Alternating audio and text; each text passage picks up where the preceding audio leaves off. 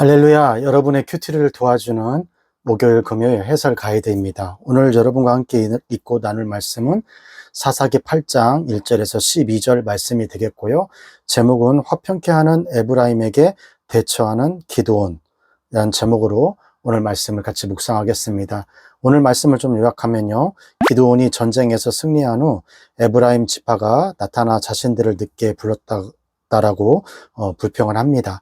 기드온은 지혜롭게 양보하고 이것을 넘어갑니다. 하지만 전쟁이 요단 동편으로 넘어가면서 기드온은 자신을 돕지 않는 브누엘과 숫곳 사람들을 자신이 돌아올 때 징계할 것을 말하고 있습니다. 그리고 갈 곳까지 쫓아가 미디안의 왕들을 사로잡는 데까지 성공합니다.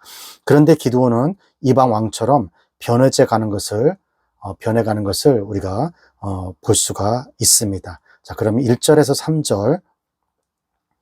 에브라임 사람들이 기드온에게 이르되 내가 미디안과 싸우러 갈 때에 우리를 부르지 아니하였으니 우리가 이같이 대접함은 어찌 미뇨 하고 크게 다투는지라.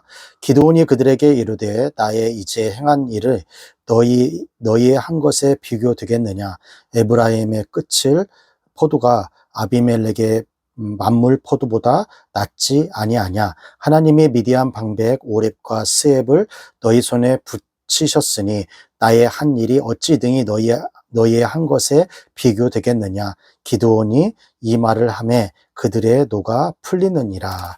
자, 1절에 3절까지는요. 에브라임 지파와 기드온의 갈등이 나오고 있어요. 오렙이란 왕과 스앱을 죽인 후에 맨 마지막에 참여한 에브라임 사람들은 자신들을 일찍 부르지 않았다고 시비를 걸게 됩니다. 이 장면은 사사기에서 자기 민족끼리 일어난 첫 갈등이 되었는데요. 에브라임 지파는 북쪽 지파 중에 힘이 강한 그런 지파였어요. 그런데 자신들을 무시한 것을 크게 항의하는 것이죠. 그런데 자신들을 부르지 않았다는 것에 대해서 불평불만하는 거예요. 기드온은 처음에는 므낫세 이북에 있는 아셀과 스불론, 납달리 지파만 불러서 전쟁을 시작하다가 병력이 부족하여서 에브라임 지파에게 병력을 요청하였기 때문에 그런 거예요. 왜 그러면 에브라임 지파에게 병력을 요구를 했고 왜 이렇게 에브라임 지파는 또 강하게 항의를 했을까요? 그것은 전쟁에서 이긴 후에 그 전리품들을 이렇게 챙기는 것이 그 고대 전쟁의 그런 풍습이었는데 그 전리품을 챙기는 그런 욕심이 이 에브라임 지파에게 있는 거예요. 전쟁에 참여한 사람들은 땅이든 물품이든 그 전리품을 취하게 돼 있어요. 그러므로 상대적으로 늦게 전쟁에 참여한 에브라임 지파는 그 전리품을 적게 가져갈 수밖에 없기 때문에 처음부터 왜 우리를 부르지 않았냐 하면서 이렇게 무력 시위를 하는 것이죠. 조금이라도 더 전리품을 가지고자 하는 그런 마음이 그 에브라임 지파에게는 있었던 거예요.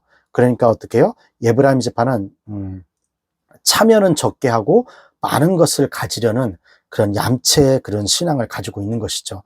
기드온은 여기에 어떻게 대항했냐면요. 기드온은 처음 시작한 전쟁의 성과보다 에브라임 지파 너희들이 한 성과가 더 낫지 않냐 하면서 기분을 풀어줬어요. 왜 그러냐면 에브라임 지파 이들이 도망가는 미디안 지파의 왕들 오렙과 스에브 왕들을 잡았거든요. 그래서 그게 더 큰 일이 아니냐 그렇게 얘기한 거죠. 이를 통해서 에브라임에게 전리품을 크게 주겠다라는 어떤 기드온의 암시적인 표현이 되는 거예요. 이것을 보면 기드온은 힘센 지파와 말로써 잘 풀어가는 그런 외교적 수단이 있었던 것 같습니다. 4절에서 9절. 기드온이 그 쫓은 자 300명이 요단에 이르러 건너가 비록 피곤하나 따르며 그가 숫곳 사람들에게 이르되 나의 종자가 피곤하여 하니 청컨대 그들에게 떡덩이를 주라. 나는 미디안 두 왕 세바와 살문나를 따르노라. 숫곳 방백들이 가로되 세바와 살문나의 손이 지금 어찌 네 손에 있관데 우리가 네 군대를 떡을 주겠느냐. 기드온이 가로되 그러면 여호와께서 세바와 살문나를 내 손에 붙이신 후에 내가 들가시와 찔레로 너희 살을 찢으리라 하고 거기서 브누엘을 올라가서 그들에게 그같이 구한즉 브누엘 사람들의 대답도 숫곳 사람들의 대답과 같은지라. 기드온이 온 브누엘 사람들에게 일러 가로되 내가 평안히 돌아올 때에 이 망대를 헐리라 하니라. 자, 4절에서 9절까지 지금 말씀은요. 브누엘과 숫곳 사람들의 갈등이 이렇게 나와 있어요. 4절을 이렇게 보면 전쟁이 아직 끝나지 않았음을 알 수가 있습니다. 그리고 그런 그 전쟁하는 그 공간적 배경이 요단 서편에서 요단강 너머에 있는 동편으로 바뀌는 것을 볼 수가 있고요. 거기서 기드온이 300명 용사를 데리고 요단강을 건넜다고 그렇게 성경은 지금 나와 있죠. 근데 그 전쟁을 치르고 그 오앱과 스앱 미디안 왕들을 따라가는데 추적하는데 많이 이렇게 피곤한 상태였던 거죠. 그래서 그 요단 동편에 있는 숫곳 사람들에게 지금 우리 병사들이 피곤하니까 지친 이들에게 빵이나 떡을 이렇게 줄 수 없겠느냐라고 이렇게 정중히 이야기를 합니다. 적들을 치기 위해서 우리가 애를 쓰고 이렇게 했으니까 우리에게 좀 호의를 베풀어 줘라. 너희도 같은 이스라엘 사람들이 아니냐. 이렇게 얘기한 것이죠. 하지만 숫곳 반백들은 기드온 생각과 전혀 달랐던 것 같아요. 이들은 음식 주기를 거절했어요. 이들은 세바와 살몬나가 아직 잡히지 않았기 때문에 음식을 줄 수가 없다는 거죠. 왜 그러냐면 아직 그 왕들이 잡히지 않았기 때문에 만약에 그 왕들을 못 잡고 너희가 전쟁에 실패하면은 우리가 너희들을 도와줬다는 것으로 인해서 그 미디안 사람들이 우리를 칠 것이다. 그래서 너희들을 도와줄 수 없다. 이렇게 이야기를 했던 것이에요. 그래서 거절을 한 것입니다. 숫곳은 갓지파란 그 지파 속에 속해져 있었고 이름은 쉼이란 뜻을 갖고 있는데 거기서 쉬지를 못했다는 것이죠. 이들이 거절했다는 것은 세바와 살몬나의 손에 건져줄 수 있는 대상이라고 믿지 못했습니다. 누구를? 기드온을. 요단 서편에 있는 요단 서편에서는 기드온이 지도력을 발휘했지만 요단 동편 사람들은 그것을 인정하지 않았다는 것이죠. 사사기 5장에서도 드보라의 전쟁 시 요단 동편에 있던 그 이스라엘 백성들은 그 전쟁에 참여하지 않는 것을 볼 수가 있어요. 이런 상황을 볼 때 요단 서편과 요단 동편의 민족은 갈등이 지금 싹트고 있는 것을 볼 수가 있습니다. 기드온은 세바와 살문나를 잡고 오는 길에 너희를 징벌하겠다고 그렇게 말을 합니다. 기드온은 이스라엘을 위해 전쟁을 하고 적들을 물리치고 힘쓰고 애쓰고 있는데 돕지 않는 자들을 보면서 징벌을 내리겠다고 하는 것이죠. 기드온은 숫곳을 지나 브누엘로 가고 있는데 이곳은 야곱이 하나님과 씨름한 곳입니다. 이곳에서도 숫곳에 한 것 같이 동일한 요청을 해요. 그러나 이곳도 기드온을 돕지 않습니다. 그럴 때 기드온은 내가 전쟁에 승리하고 올 때 니네 성읍을 다 무너뜨리고 너의 망대를 무너뜨릴 것이다. 그렇게 이야기를 합니다. 그리고 나서 기드온은 300명의 군사들을 데리고 그 스엡과 그 오렙의 그 왕들을 치러 갑니다. 그 무슨 얘기냐면 그 지역에 있었던 숫곳이나 브누엘 사람들은 하나님보다는 그 미디안 사람들을 더 두려워했다는 것을 알 수가 있습니다. 기드온의 300명의 군사들보다 미디안의 그 군사들을 더 크게 보았다는 것이죠. 그런데 기드온도 이런 모습은 하나님이 볼 때 그 안 좋은 것이라고 생각했어요. 왜냐하면 복수를 하겠다. 니네 나를 안 도와줬으니까 그럴 수가 있느냐.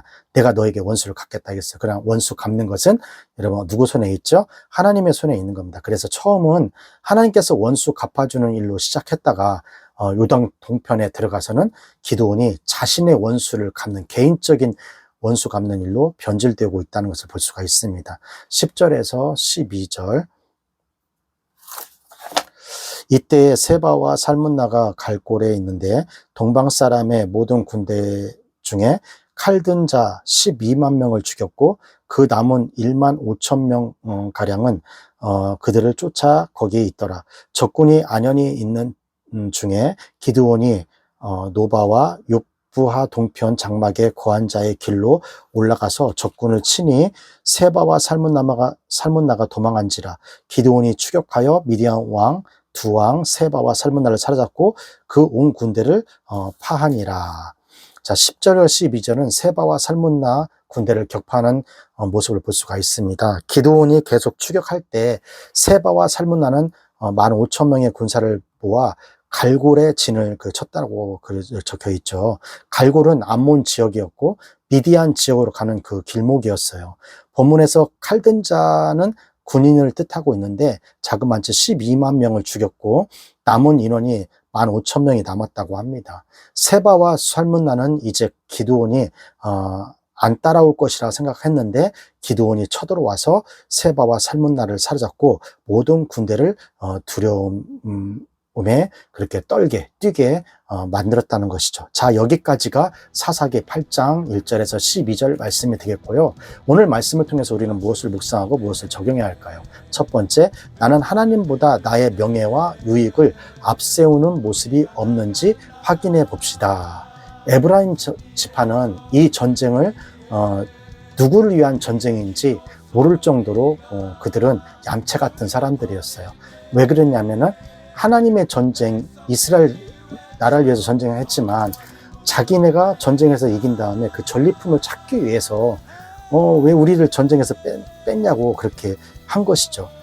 내가 무엇을 보면서 지금 여러분도 마찬가지로 내가 무엇을 보면서 지금 기뻐하고 또 내가 무엇을 보면서 내가 또 분노하고 있는지를 보면은 내가 진짜 열망하는 것이 무엇인지를 지금 내가 내 삶을 알 수가 있게 됩니다. 하나님보다 나의 교회, 나의 부서, 나의 가정, 나의 학업 이것이 먼저 되어진다면은 여러분의 행동은 하나님보다는 더 그것에 더 관심을 갖고 있다는 것이 될 수 있습니다.